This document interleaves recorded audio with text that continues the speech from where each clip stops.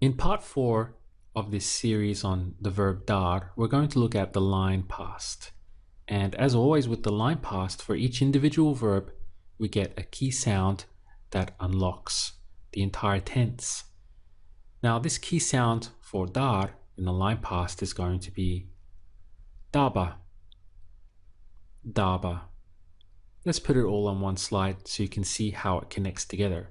We would have daba for I, dabas for you, daba for he, she, and it, dabamos for we, and daban for they. We get that bonus as always with I being the same as he, she, and it, daba.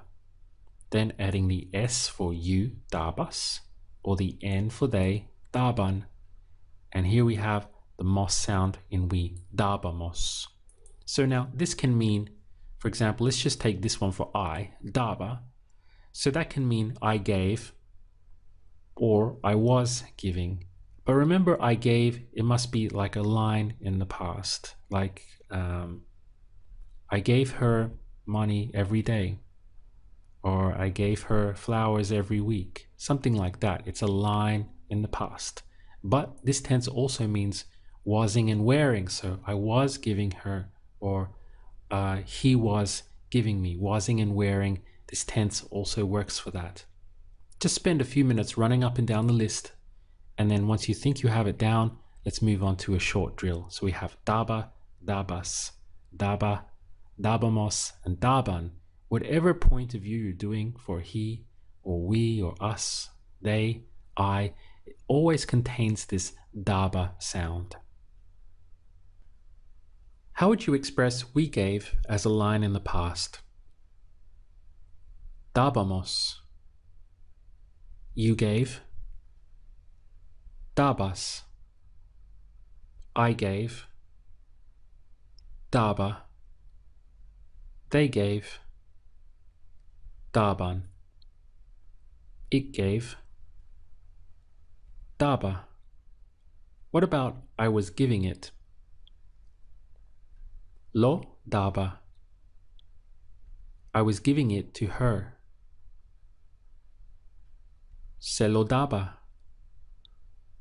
They gave me information every day. Me daban información cada día. Remember that this could also mean they were giving me information every day, because this line past also stands for wasing and wearing. What about we gave him a book each month? Le dábamos un libro cada mes.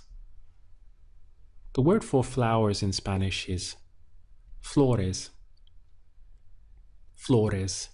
And it's a feminine word, so the flowers would be las flores. How would you say he gave her flowers every day? Le daba flores cada día. Le would be to her, and he gave to her. Le daba. He gave to her flowers. Le daba flores cada día. How would you ask? Did you give her flowers every day? Le dabas flores cada día? There's one more helpful bit of information that we can include or tag on to the end of this lesson. If we were saying something like, I gave her flowers every day, it would be le daba flores cada día. So we have le, meaning to her, and then I gave or I was giving would be daba, flowers, flores. So le daba flores cada día, meaning to her, I gave or I was giving flowers every day. Now the person you're talking to might say to who or to whom, because they're not sure exactly who you're referring to. And they would express that with a quién, meaning to who or to whom. So now we have to be specific. We've done this a little bit before. To say to Maria, it would be a Maria, or to Pablo would be a Pablo. But we have others that we can cover, which you can find that you'll need from time to time.